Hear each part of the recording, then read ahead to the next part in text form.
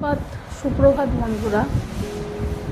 আজকে নিয়ে এসেছিলাম একটুখানি ভেটকি মাছের ফিলা, ওইটা দিয়ে আজকে একটু করবো ফিশ চিলি। তো এটাকে ভেটকি মাছগুলোকে একটু সিদ্ধ করে নিলাম, নিয়ে কাঁটাগুলো বেছে নিয়েছি, আর ওদিকে রেখেছি পেঁয়াজ আর ক্যাপসিকাম। এবার কাঁটাগুলো বেছে নেওয়ার পরে ওর সঙ্গে একটু কর্নফ্লাওয়ার, লেবুর রস, তারপরে হচ্ছে চালের গুঁড়ো, নুন দিয়ে সেটাকে ভালো করে, একটু রসুন কুচি, পেঁয়াজ এগুলো দিয়ে, শুকনো লঙ্কা, কাশ্মীরি মির্চ এগুলো দিয়ে ওটাকে ভালো করে ভালো করে মেখে নিলাম।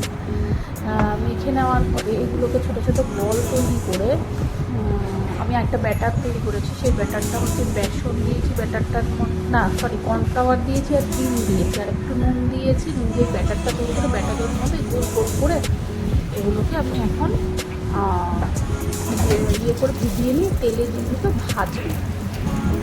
তো এগুলো এমনি ডিম ছাড়াও করা যায়, তার ডিম দিয়ে করলে জিনিসটা একটু টেস্টি হয়। তো এখন এগুলোকে ছোটো ছোটো বল করে ভেজে নিচ্ছি। দেখে এমনি খেতে ইচ্ছা করছে, আমি টুক করে একটা খেয়ে নিয়েছি, খেতে ভালোই হয়েছিল। আচ্ছা, এবার যে কর্নফ্লাওয়ার আর ডিমটা বেঁচেছিল সেইটা দিয়ে না ছোটো ছোটো ভাজা করে দিয়েছিলাম, ওই মাছের সঙ্গেই দিয়ে দিতাম। তো এবারে পেঁয়াজ, ক্যাপসিকাম, তার সঙ্গে লঙ্কা দিয়েছি, দিয়ে এটাকে একটু তেলে ভাজার পরে এর সঙ্গে অ্যাড করছি হচ্ছে ভিনিগার একটু পরিমাণ মতো, তোমরা তোমাদের মতো দেবে। তারপরে দিয়েছি সয়া সস।